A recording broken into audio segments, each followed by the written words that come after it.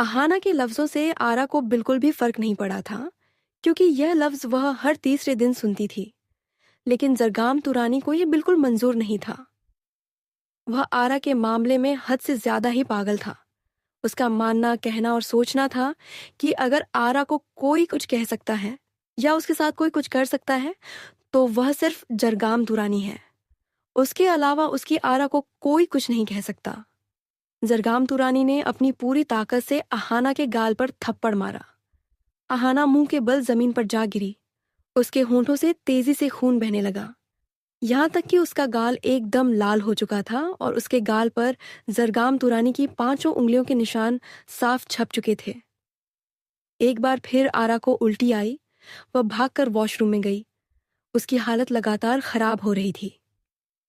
जरगाम तुरानी ने अहाना को शोल्डर से पकड़कर उठाया और उसे एक झटके से अपने रूम से बाहर ऐसे फेंका जैसे वह कोई कचरा हो। फिर उसने उसके मुंह पर कमरे का डोर बंद कर दिया। वह दोबारा वॉशरूम में गया तो उसने देखा कि आरा बेसिन को पकड़े खड़ी थी। शायद अब उसके अंदर खड़े रहने की भी ताकत नहीं बची थी। जरगाम ने तुरंत उसे अपनी बाहों में उठाया और बेड पर बैठाते हुए इस बार गुस्से से पूछा, तुम मुझे बताओगी कि तुम्हें क्या हुआ है? तुम इतनी कमजोर क्यों लग रही हो? आरा ने जरगाम का चेहरा देखते हुए उसके हाथों को पकड़ा और अपने पेट पर रखते हुए कहा, मैं प्रेग्नेंट हूं। जरगाम को जैसे एक जोरदार झटका लगा। वह एकदम खामोश हो गया। वो कुछ रिएक्ट करता या कुछ बोलता उससे पहले ही आरा ने कहा, मैं आपके पास इसीलिए आई थी क्योंकि मैं चाहती हूं कि आप मुझे डॉक्टर के पास ले चलें। मैं इस बच्चे को एबॉर्ट करना चाहती हूं। जरगाम की आंखें पल भर में लाल हो गईं। उसने आरा के जबड़े को कसकर पकड़ते हुए कहा, आरा, तुम्हारी हिम्मत भी कैसे हुई ये सोचने की? वैसे हर रात मेरे साथ सोने के बाद तुम पिल्स लेती थी ना? तो प्रेग्नेंट कैसे हो गई? आरा को अपने जबड़े में तेज दर्द महसूस हो रहा था। उसे ऐसा लग रहा था जैसे उसका जबड़ा अलग हो जाएगा। उसने अपने दर्द को बर्दाश्त करते हुए कहा, इस बार मैं पिल लेना भूल गई थी। जरगाम ने उसके जबड़े को छोड़ दिया और एक झटके से उसे अपने सीने से लगा लिया। फिर नॉर्मल टोन में पूछा, तुम हमारे बच्चे को एबॉर्ट क्यों करना चाहती हो? आरा ने गहरी सांस ली। फिर उसके दिल के पास अपना हाथ रखते हुए कहा, क्योंकि मैं नहीं चाहती कि इस दुनिया में कोई और आरा या जरगाम आए। मैं नहीं चाहती कि आने वाले की जिंदगी मेरी जैसी हो या आने वाला आप जैसा हो। जरगाम को आरा की यही बात तो पसंद थी। उसके दिल में जो होता था वही उसकी जुबान पर होता था। उसने आरा के बालों में अपने हाथ डालकर एक झटके से उन्हें खींचते हुए कहा, तुम्हें मुझसे इतनी नफरत है कि मेरे जैसा बेटा नहीं चाहती? आरा ने अपनी गर्दन थोड़ी सी उठाई और जरगाम को देखते हुए कहा, नफरत तो उनसे होती है ना जिनसे मोहब्बत हो या जिनसे मोहब्बत होने की उम्मीद होती है। आप बताइए ना, आप मेरे साथ हॉस्पिटल कब जाएंगे? जरगाम ने गहरी सांस ली। उसने उसके बालों को अपनी मुट्ठी में और जकड़ते हुए उसका चेहरा ऊपर किया और अपनी आंखों के सामने लाकर उसकी आंखों में आंखें डालकर कहा, तुम खुशकिस्मत वाली हो कि तुम जरगाम तुरानी की बीवी बनी हो, क्योंकि तुमने देख लिया है कि जरगाम तुरानी की जिंदगी में बाकी लड़कियों की क्या औकात है। वह कुछ पल रुका, फिर बेहद सख्त लहजे में बोला, एक बात गांठ बांध लो। जरगाम तुरानी ने तुम्हें पहले अपनी बीवी बनाया था। अब वह तुम्हें अपने बच्चों की मां भी बनाना चाहता है। तो तुम्हें इजाजत नहीं है कि तुम हमारे बच्चे को अबॉर्ट करो। अपने दिल और दिमाग से ये ख्याल निकाल दो, अगर मैं निकालने पर आया ना तो तुम्हें अच्छा नहीं लगेगा। इतना कहकर वह उसे अपने सीने से लगा गया। आरा ने अपनी आंखें बंद कर ली। उसकी आंखों से आंसू टूटकर उसके गालों पर आ गए। Night club. खानजादा कबीर इस वक्त बैंकॉक के सबसे फेमस क्लब में बैठा अपनी फेवरेट चीज का मजा ले रहा था। वह कयामत को अपने अपार्टमेंट में छोड़कर हमेशा की तरह आज भी अपनी रात क्लब में गुजारने आया था। वह बैठे हुए सिगरेट के लंबे लंबे कश ले रहा था। लोग क्लब में ड्रिंक करते हैं, लेकिन वह सिगरेट पीता था। उसकी नज़र सामने स्टेज पर डांस कर रही लड़कियों पर थी, जहां एक आदमी काफी देर से एक लड़की के साथ जबरदस्ती करने की कोशिश कर रहा था। वह लड़की बार बार खुद को छुड़ा रही थी, उसे छूने से रोक रही थी। लेकिन सामने वाला आदमी भी शायद बहुत ढीठ था। वह उसकी खुली कमर को गलत तरीके से छू रहा था। अब तो उसने हद ही कर दी थी। उसने उस लड़की की कलाई पकड़ ली और उसकी खुली कमर को दूसरे हाथ से जकड़ते हुए उसके ऊपर झुककर किस करने की कोशिश की।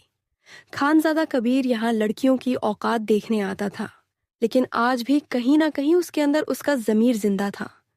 वह चेयर को फांदते हुए स्टेज पर पहुंचा और एक झटके से उस आदमी को लड़की से दूर किया। फिर उसके मुंह पर एक जोरदार पंच मारा, जिससे वह आदमी स्टेज से सीधा जमीन पर जा गिरा। इस अचानक हुए हमले पर म्यूजिक बंद हो गया। क्लब में मौजूद सभी लोग अपनी जगह रुक गए। खानजादा उस लड़की की तरफ पलटा और उसके मुंह पर एक जोरदार थप्पड़ जड़ दिया।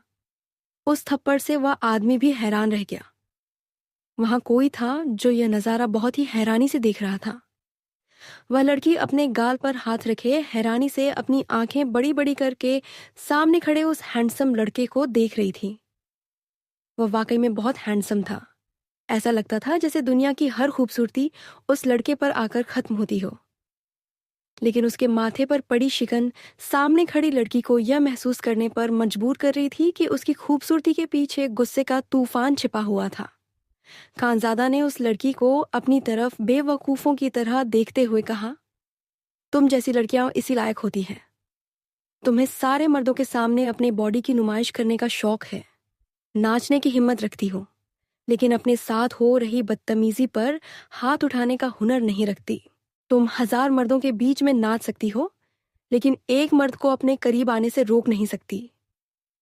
वह लड़की कुछ कहती, उससे पहले खानजादा ने कहा, ये थप्पड़ मैंने तुम्हें इसलिए मारा है ताकि आइंदा अगर तुम्हारी मर्जी के बगैर कोई आदमी तुम्हें छुए तो तुम ये थप्पड़ उसे वापस लौटा सको। उसने पास पड़े टिश्यू पेपर से अपना हाथ साफ किया और उसे जमीन पर फेंकते हुए कहा, तुम जैसी मक्कार और धोखेबाज लड़कियों को छूने का दिल तो नहीं करता, लेकिन क्या करूं, ना चाहते हुए भी मेरा जमीर जिंदा हो जाता है। इतना कहकर वह नीचे उतरा। फिर उस रंगीला का कॉलर पकड़ लिया जो उस लड़की के साथ बदतमीजी कर रहा था। उसने उसे अपनी तरफ खींचते हुए कहा, चल तू मेरे साथ फ्लर्ट कर। मुझे धोखेबाज लड़कियां पसंद हैं, पर तुम जैसे मर्द बहुत पसंद हैं। आना, मुझे किस कर। इतना कहकर वह वाकई उसकी तरफ झुकने लगा। रंगीला ने अपनी पूरी ताकत लगाकर खानजादा कबीर को खुद से दूर धक्का दिया। वह थोड़ा सा हिला, लेकिन अगले ही पल उसने उसकी कमर में हाथ डालकर उसकी कलाई को ठीक उसी तरह पकड़ लिया जैसे कुछ वक्त पहले रंगीला ने उस डांसर की कलाई पकड़ी थी। वह बिल्कुल उसी तरह खड़ा था जैसे कुछ वक्त पहले रंगीला उस लड़की के साथ खड़ा था। खानाजादा ने मुस्कुराते हुए कहा, चल अब क्यों दूर है, करना किस। क्या फर्क पड़ता है सामने कौन सा जेंडर है। मुझे भी मजा आएगा, तुम्हें भी मजा आएगा, एंजॉय करते हैं। क्लब में मौजूद हर शख्स अपनी आंखें बड़ी बड़ी किए सामने खड़े उस सिरफिरे को देख रहा था। कितनी आसानी से वह एक आदमी को खुद को किस करने के लिए कह रहा था। रंगीला ने उसके सीने पर हाथ रखते हुए कहा, मैंने कहा ना, मुझसे दूर रहो, तुम्हारा दिमाग खराब है। खानजादा ने एक बार फिर उसके मुंह पर पंच मारते हुए कहा, एक लड़का ना कहता है तो ना होता है, तो ठीक उसी तरह जब एक लड़की ना कहती है तो ना ही होता है। जिस तरह तुम मेरे छूने से अनकंफर्टेबल हो रहे हो, उसी तरह वह भी अनकंफर्टेबल थी मिस्टर। रंगीला चाहकर भी सामने खड़े इस सिरफिरे पर हाथ नहीं उठा सकता था, क्योंकि उसे अपने बॉस के हाथों अपना हाथ तुड़वाना थोड़ी था। तभी पीछे से एक कड़क आवाज आई, तुम यहाँ क्या कर रहे हो। उस आवाज को सुनकर खानजादा कबीर की पूरी बॉडी जैसे आग में जल उठी। उसकी आंखें खून उतरने जैसी लाल हो गईं। उसके हाथ और गले की नसें तन गईं जैसे अभी फट जाएंगी। आखिर कौन था वह शख्स जिसकी आवाज ने खानजादा कबीर के पूरे वजूद में तूफान खड़ा कर दिया था। To be continued. Like, share, comment जरूर कीजिए। एक सीक्रेट विला। सामने खड़ी इमारत देखने वालों को एक आम सा विला लगती थी, लेकिन वह विला आम नहीं था, बल्कि वह बहुत अलग था। वह टेक्नोलॉजी से डिजाइन किया हुआ एक ऐसा विला था जिसे बाहर से बिल्कुल आम शक्ल दी गई थी ताकि किसी को उस पर शक न हो।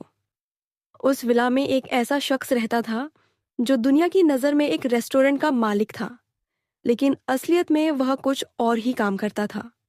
तभी उस विला का डोर ओपन हुआ और एक प्यारी सी लड़की अंदर दाखिल हुई। वह प्यारी होने के साथ साथ काफी अलग भी थी। उसने ब्लैक टाइट जीन्स और घुटने तक आती हुई एक शर्ट पहनी हुई थी। उसकी शर्ट उसके साइज से 2 गुना ज्यादा चौड़ी थी। बल्कि उसने ऐसी शर्ट पहन रखी थी कि उसके जैसी 2 और लड़कियां आराम से उस शर्ट में आ सकती थीं। वह अंदर आई और लिविंग एरिया में बैठते हुए बोली, हाय दी, धनुष मास्टर शेफ। फिर उसने अपने पैर पर हाथ फेरते हुए पूछा, आज आपने लंच में क्या बनाया है? क्योंकि मुझे बहुत जोर की भूख लगी है। उस लड़की के सामने बैठा हुआ नौजवान, जिसकी उम्र करीब 35 से 40 साल होगी, सामने बैठी उस छोटी सी बड़ी आफत को घूरते हुए बोला, मैं तुम्हारा पर्सनल कुक नहीं हूं जो तुम्हारे लिए लंच बनाकर रखूंगा। उस लड़की ने दुनिया की सारी मासूमियत अपने चेहरे पर लाते हुए कहा, हाय, आप मेरे कुक नहीं, मेरे बॉस तो हैं। वह थोड़ा रुक कर बोली, और एक बॉस का फर्ज होता है कि वह अपने एम्प्लॉय का ख्याल रखे।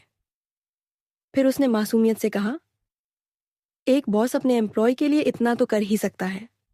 वैसे भी आप इतने लोगों को पैसे लेकर खाना खिलाते हैं, एक को फ्री में खिला देंगे तो आपका क्या चला जाएगा? वह मुस्कुराते हुए बोली, आप ये मत सोचिए कि मैं फ्री में खाऊंगी। खाना खाने के बाद आपको बहुत सारी दुआएं दूंगी कि अब आपको अपनी महबूबा मिल जाए। सामने बैठा शख्स, धनुष, जो अपने नाम की तरह ही शांत दिखाई देता था, उसने अपनी आंखें छोटी करके सामने बैठी उस तोती को घूरा, जो जब भी आती थी अपनी बातों से उसका सिर खा जाती थी। धनुष लफ्जों का तीर चलाना अच्छी तरह जानता था। उसने कहा, सॉरी मिस अलवी, मैंने रेस्टोरेंट खोल कर रखा है, धर्मशाला नहीं। अपना खाना जाकर खुद बनाओ, मैं थक गया हूं। अलवी ने मुंह बनाते हुए कहा, ये तो गलत है ना मिस्टर मोकाम्बो रपुंजल। वह नाटकीय अंदाज में बोली, जब रपुंजल कहती है तब आप थकते नहीं हैं, और जब मैं कहती हूं तब आप थक जाते हैं। फिर उसने शिकायत भरे अंदाज में कहा, रपुंजल आधी रात को आपको फोन करके कहेगी कि उसे कॉफी पीनी है, तो आप अपनी नींद कुर्बान कर देते हैं और मुंह बेचारी पर इतना अत्याचार करते हैं। अचानक वह खुद ही मुस्कुराई और बोली, वाह वाह वाह, क्या शायरी बनी है। धनुष ने उस ड्रामेबाज को देखते हुए कहा, शट अप। फिर उसने पूछा, अच्छा ये बताओ, रपुंजल कहाँ पर है? इतने दिनों से वह यहाँ नहीं आई है, ठीक तो है ना? अलवी टेबल पर रखी फ्रूट बास्केट में से ग्रेप्स निकालकर खाते हुए बोली, आप तो जानते हैं ना बॉस, आप उसे कोई काम दे और वह बिना किए वापस लौटे, ऐसा मुमकिन है क्या? फिर उसका चेहरा थोड़ा गंभीर हो गया। लेकिन इस बार मुझे भी उसकी टेंशन हो रही है। मैंने भी कई बार कांटेक्ट करने की कोशिश की, पर उसका कोई कांटेक्ट नहीं हो पा रहा। वह कंधे उचकाते हुए बोली, अब हम इंतजार के अलावा कुछ नहीं कर सकते। धनुष ने अलवी को घूरते हुए कहा, जब भूख लगी है तो खाना खाओ ना, फ्रूट से पेट क्यों भर रही हो? उसने अंगूरों की तरफ देखते हुए कहा, पता भी है अंगूर कितने महंगे हैं? अलवी ने मुंह बनाते हुए कहा, मिस्टर मोकाम्बो, इतनी भी क्या कंजूसी? फिर उसने मासूमियत से कहा, मेरी जैसी नन्ही सी जान के खाने से आपके फ्रूट्स खत्म नहीं हो जाएंगे। इतना कहकर वह सोफे पर पसर कर लेट गई। धनुष ने गहरी सांस लेते हुए कहा, तुम नन्ही सी सिर्फ दिखती हो, हाथ ही जितना खाती हो, लड़की। अलवी अपने बॉस को घूरने लगी। अलवी और रपुंजल में जमीन आसमान का फर्क था। अगर एक लफ्ज में डिफाइन किया जाए तो अलवी पानी थी और रपुंजल आग। अलवी मुजरिमों को माफ करना जानती थी, लेकिन रपुंजल उन्हें सजा देना जानती थी। धनुष अलवी को फ्रूट से पेट भरते देखकर गहरी सांस लेकर उठा।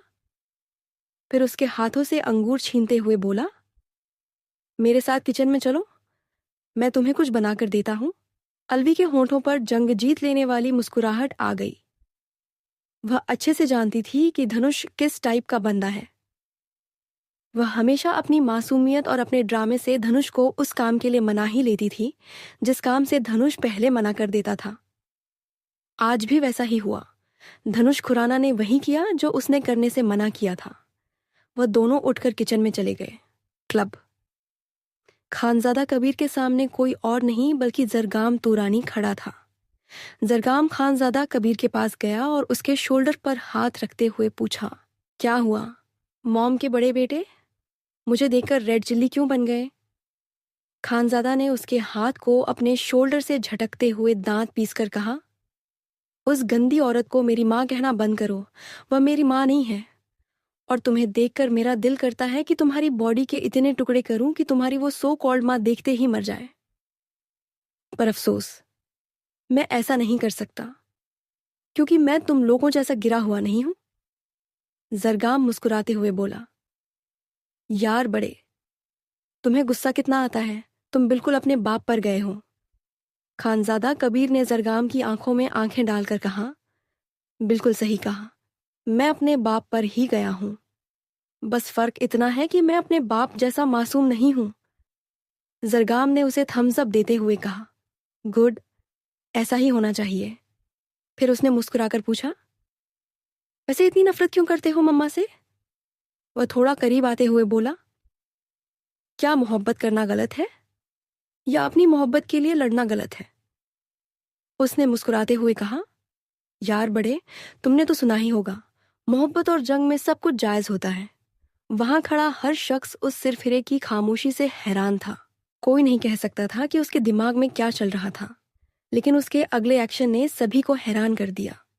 खानजादा ने जोरदार पंच मारते हुए कहा, बिल्कुल सही कहा तुमने, मोहब्बत और जंग में सब जायज होता है।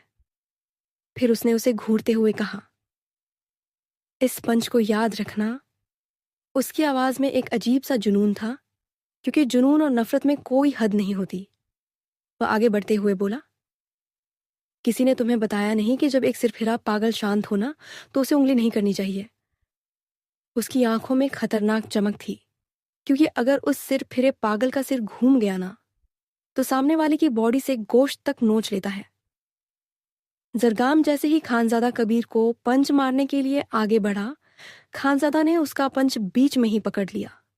उसने घूमकर उसका हाथ उसकी पीठ के पीछे मोड़ा और उसके बिल्कुल कान के पास जाकर हर लफ्ज को चबाते हुए कहा, मुझे छेड़ने की कोशिश मत करो, क्योंकि अगर मैं छिड़ गया ना, तो ना तुम्हारे लिए अच्छा होगा और ना ही तुम्हारी माँ के लिए। समझ में आया? इतना कहकर उसने उसे एक झटके से दूर धक्का दिया। जरगाम जमीन पर मुंह के बल गिरता, उससे पहले रंगीला और मलंग ने उसे संभाल लिया। जरगाम ने गुस्से से खानजादा कबीर को देखते हुए कहा, बहुत पछताओगे, अभी भी वक्त है, संभल जाओ, वरना जब हम अपने पर आएंगे ना, तो कोई रिश्ते याद नहीं रखेंगे। खानजादा कबीर ने उसे अफसोस से देखते हुए कहा, तुम्हारी माँ ने वैसे भी कोई रिश्ता याद नहीं रखा। जब वह जायज रिश्ते नहीं निभा पाई, तो तुमसे एक नाजायज रिश्ते की उम्मीद क्या रखूं? जरगाम का खून खौल उठा। उसने अपनी गन निकाली और खानजादा कबीर पर शूट कर दिया। क्लब में अफरा तफरी मच गई। बुलेट खानजादा कबीर के शोल्डर को टच करके निकल गई थी। खून तेजी से बह रहा था, लेकिन उसकी आंखों में दर्द नहीं था, सिर्फ नफरत थी। वह सामने वाले इंसान को जलाकर राख कर देना चाहता था, लेकिन न जाने क्यों वह ये काम करने से खुद को रोक रहा था। खानजादा कबीर उसके करीब चलता हुआ आया। उसने उसकी गन पकड़ी और उसे अपने दिल के पास रखते हुए कहा, यह है तुम्हारी सच्चाई। तुमने आज साबित कर ही दिया कि तुम उस गंदी औरत के बेटे हो। वह गन को अपने दिल से लगाए हुए बोला, आइंदा इतना गलत निशाना मत लगाना, मेरे दिल पर मारना, ताकि तुम्हारी गोली मेरी नफरत की आग को और भड़का सके। उसकी आंखों में एक खतरनाक जुनून था। याद रखना, जिस दिन मेरी नफरत अपनी आखिरी हद छुएगी ना, उस दिन तुम्हारी माँ और तुम्हारी जिंदगी की तबाही शुरू होगी। वह दांत पीसते हुए बोला, ये खानजादा कबीर तुम दोनों को बर्बाद ना कर दे, तो मैं अपने बाप का बेटा नहीं। इतना कहकर वह वहां से निकल गया। जरगाम उसकी बैग को घूरता रह गया। कोई नहीं कह सकता था कि यह एक माँ के दो बेटे थे। एक बेटा जो अपनी माँ से मोहब्बत करता था, तो वहीं दूसरा बेटा उससे हद से ज्यादा नफरत करता था। इतनी नफरत कि उसने अपनी माँ को बर्बाद करने की कसम खा रखी थी। वह ऐसा बेटा था जो खुद अपनी माँ की मौत की दुआ करना चाहता था। वह अपनी माँ को अपने हाथों से मारना चाहता था, लेकिन आज भी वह कमजोर था। वह उनकी तरह बेरहम नहीं बन पा रहा था। लेकिन उसे यकीन था एक दिन वह बेरहम जरूर बनेगा। वह दुनिया के लिए सिरफिरा, पागल और साइको था, लेकिन कोई नहीं जानता था कि उस साइको किंग के अंदर कितने ही तूफान दफन थे। सुबह सुबह होने तक वह वापस अपने अपार्टमेंट में आ चुका था। जब वह घर के अंदर आया तो हैरान रह गया। उसका बिखरा हुआ घर आज एकदम समेटा हुआ था। वह तो इन कई घंटों में भूल ही गया था कि अपने छोटे से अपार्टमेंट में एक छोटी सी वजूद को भी छोड़कर आया था। वह आगे बढ़ा तो सामने सोफे पर वह छोटी सी वजूद सिमटी हुई लेटी थी। वह चलता हुआ उसके करीब आया और उसके सामने टेबल पर बैठ गया। वह बिना पलकें झपकाए उसके चेहरे को देख रहा था। वह वाकई में बहुत मासूम लग रही थी। इतनी मासूमियत उसने आज तक नहीं देखी थी। उसके चेहरे पर 6 महीने के बच्चे जितनी मासूमियत थी। उसकी खूबसूरती और मासूमियत देखकर किसी भी मर्द का दिल भटक सकता था। लेकिन सामने जो आदमी बैठा था उसके पास तो दिल ही नहीं था। उसका मानना था कि उसका दिल मर चुका है। आज वह बोलती आंखें पर्दे में छिपी हुई थीं। खानजादा ने उसके चेहरे से नजर फेर ली और किचन में चला गया। उसे इस वक्त भूख लगी थी, लेकिन उससे पहले उसका चाय पीने का दिल कर रहा था। उसने फ्रीज खोला और दूध निकालने को हुआ तो हैरान रह गया। फ्रीज में दूध कहीं भी नहीं था। उसे याद था कि वह कल सुबह 3 पैकेट दूध रखकर गया था और तब से अब तक उसने एक कप भी चाय नहीं पी थी। उसका सिर दर्द से फटने लगा था। एक तो शोल्डर में भी पेन था, ऊपर से अब उसे चाय भी नहीं मिल रही थी। उसका दिल कर रहा था कि वह किसी का गला दबा दे। वह गुस्से से हॉल में आया और उस छोटी सी सोई हुई परी को उसके शोल्डर से पकड़कर एक झटके से उठाकर अपने सामने खड़ा कर दिया। कयामत की चीख निकल गई। आ आ खानजादा कबीर गुस्से से दहाड़ा। चुप, एकदम चुप। वह एकदम चुप हो गई। खानजादा कबीर उसकी मासूमियत को देखते हुए, उसके चेहरे को अपने हाथों में लेते हुए, उसके चेहरे को बिल्कुल अपने चेहरे के करीब लाकर बोला, तुम्हारे घर में रहते हुए घर में बिल्ली कैसे आई? तो आई, दूध भी गायब कर गई। वह आंखें सिकोड़ कर बोला, बिल्लियाँ कब से इतनी सफाई से काम करने लगी हैं?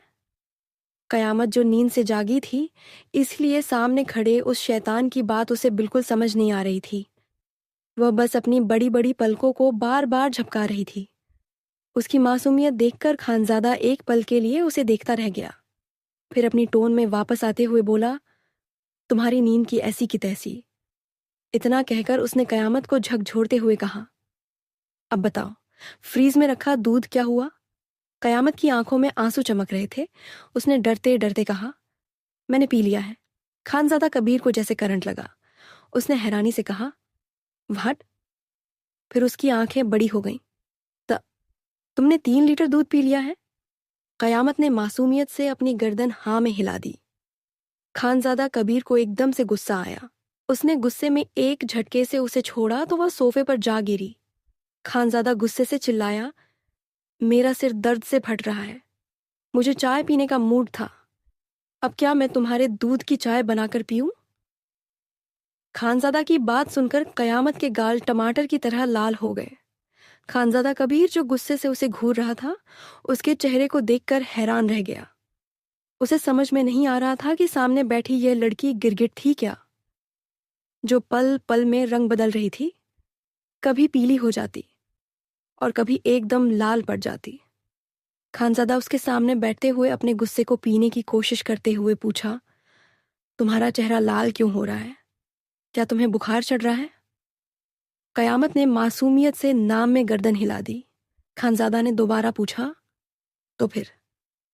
कयामत अपनी पलकों को बार बार झपकाते हुए अटक अटक कर बोली, आपने अभी कहा, क्या मैं तुम्हारे दूध की चाय? वह आगे का सेंटेंस पूरा करती, उसे पहले ही खानजादा कबीर अपनी जगह से जैसे करंट खाकर उठा। वह उसे गुस्से से घूरते हुए बोला, शट अप। ये लड़की उसे झटके पर झटके दे रही थी। कहाँ वह उसे मासूम समझ रहा था। उस मासूम सी बला की सोच और बातें भी उसी की तरह थीं।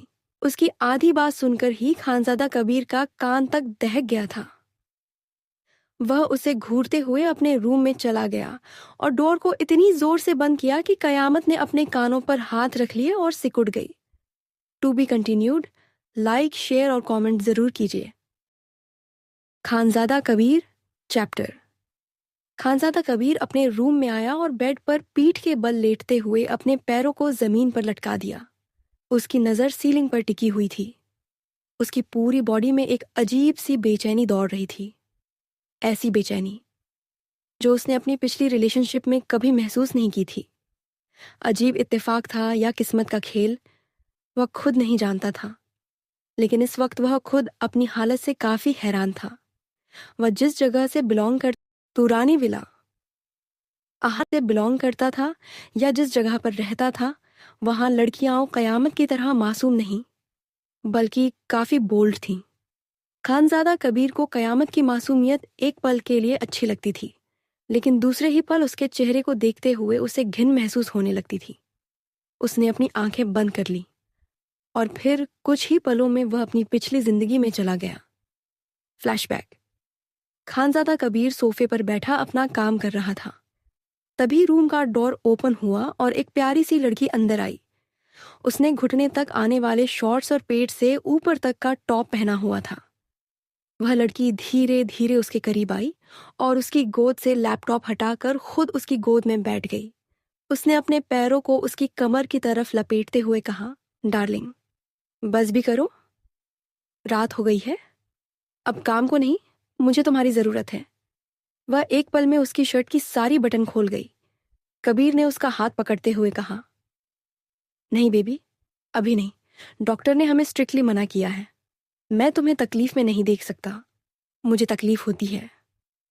खानजादा कबीर आगे कुछ कहता, उससे पहले ही वह लड़की उसके होंठों को अपने होंठों में लेकर उसे चूमने लगी। कुछ पलों बाद कबीर ने उसे खुद से अलग किया, लेकिन वह लड़की फिर भी पीछे हटने को तैयार नहीं थी।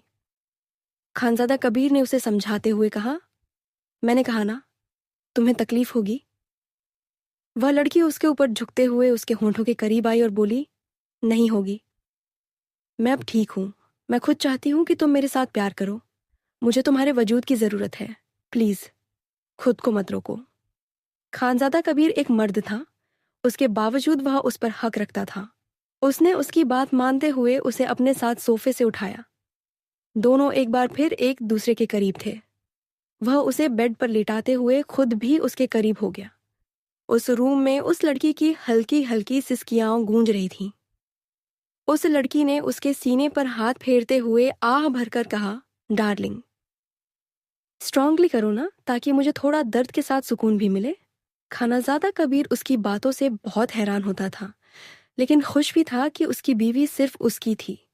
कुछ वक्त तक दोनों एक दूसरे में मदहोश रहे।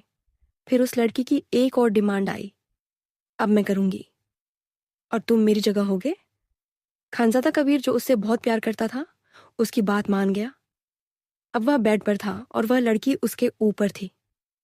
खानजादा कबीर उसे देखते हुए और उसके चेहरे को गौर से देखते हुए बोला, तुम बिल्कुल भी मासूम नहीं हो। उस लड़की ने मुस्कुराते हुए कहा, मासूमियत? क्या मैंने अचार डालना है? वैसे भी आज के वक्त में मासूम कौन होता है? Flashback and. अचानक खानाजादा कबीर की आंखें खुल गईं। एक बार फिर अपनी पिछली जिंदगी के बारे में सोचते हुए उसके पूरे शरीर में आग सी लग गई। जिस रूम को कुछ वक्त पहले वह बेहद खूबसूरत समझता था, आज उसी रूम का नक्शा उसने बिगाड़ दिया था।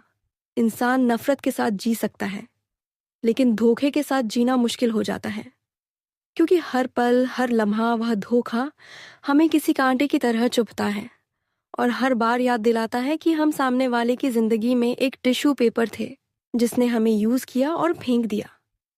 मर्द जब अपनी पसंदीदा औरत से मोहब्बत करता है तो उसकी हर अदा को अपने सर आंखों पर रखता है। उसे तब उस औरत की कोई खामी नहीं दिखती, वह बस उसकी अच्छाई को देखता है। लेकिन जब वही मोहब्बत धोखे में बदल जाती है तो वही अच्छाइयां भी उसे चुभने लगती हैं। कमरे के अंदर लगातार टूटने फूटने की आवाज सुनकर कयामत अपनी जगह से उठी।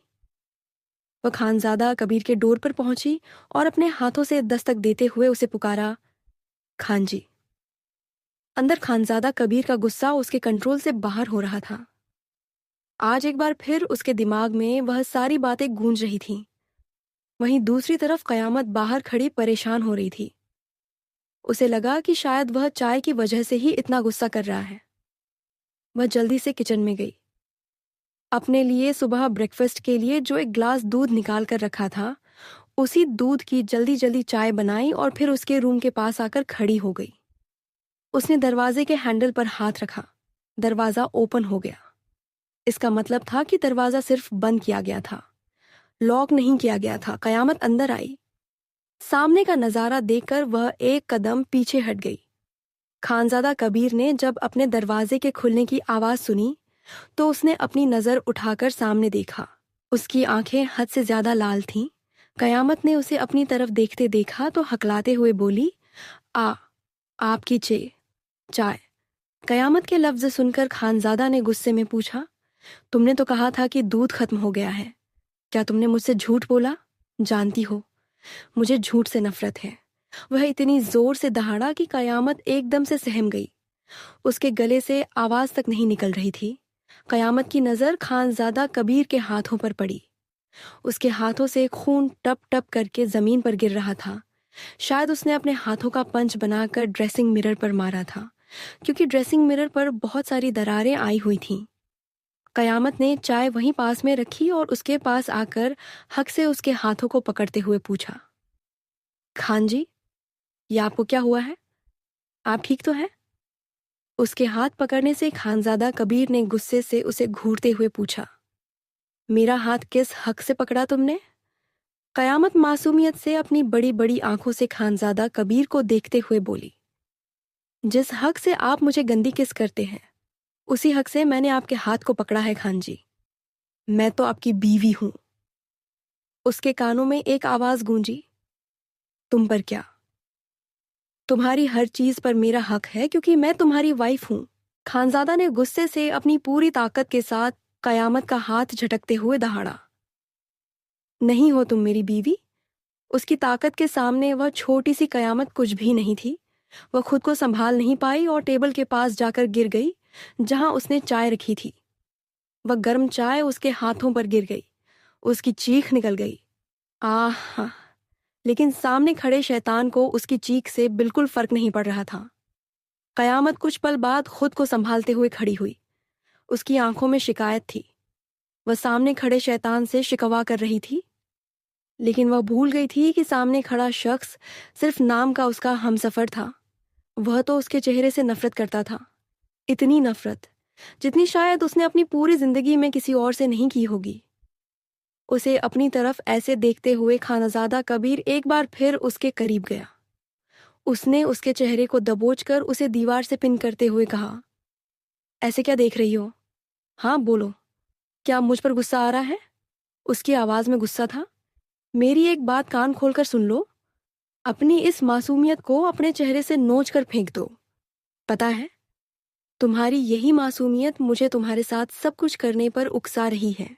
वह उसके चेहरे के बेहद करीब जाकर बोला, मुझे तुम्हारे इस चेहरे से नफरत हो रही है। दिल करता है अपने हाथों से तुम्हारे चेहरे की चमड़ी निकाल दूं। आखिर क्यों? क्यों तुम उसके जैसी दिखती हो? अगर दिखती हो तो उसी जैसी होती। इतनी मासूम क्यों हो? उसकी आंखों में गुस्सा और बढ़ गया। नफरत हो रही है मुझे तुम्हारी मासूमियत से। सुना तुमने? खानजादा कबीर तुमसे नफरत करता है। कयामत उसके इस तरह चिल्लाने से एकदम सहम गई। उसकी आंखों से आंसू अपने आप गिरने लगे। खानजादा कबीर उसके चेहरे को ध्यान से देख रहा था। फिर उसने अपनी नजरें इधर उधर की, जैसे वह कुछ ढूंढने की कोशिश कर रहा हो। लेकिन जब उसे अपनी मतलब की चीज नहीं मिली तो वह झटके से कयामत के ऊपर झुका। उसने उसके सॉफ्ट रबड़ी जैसे गालों को अपने दांतों के बीच लिया और गुस्से में उसे काट लिया। कयामत दर्द से बिलबिला उठी। वह दर्द से चीख रही थी। उसने अपने हाथ उसके शोल्डर पर रखकर उसे खुद से दूर करने की कोशिश की, लेकिन वह खानजादा कबीर था। उसने जब तक अपना गुस्सा शांत नहीं किया, वह उससे एक कदम भी दूर नहीं हुआ। उसके गाल पर दांतों के निशान पड़ चुके थे और खून भी निकल आया था। कयामत वहीं जमीन पर ढह गई। उसे अपने गाल में अजीब सा दर्द महसूस हो रहा था। ऐसा लग रहा था जैसे अभी वह बेहोश हो जाएगी। उसके लंबे बाल ढीले हो चुके थे, जिनकी कुछ आवारा लटें उसके गालों पर आ रही थीं। कयामत ने अपनी लाल होती आंखों से खानजादा कबीर की तरफ देखा। आज पहली बार खानजादा कबीर मुस्कुरा रहा था। वह नहीं जानता था, लेकिन जब भी वह कयामत को किस या बाइट करता था तो उसे अपने दिल में एक अजीब सी गुदगुदी महसूस होती थी। उसे अच्छा लगता था, सुकून मिलता था।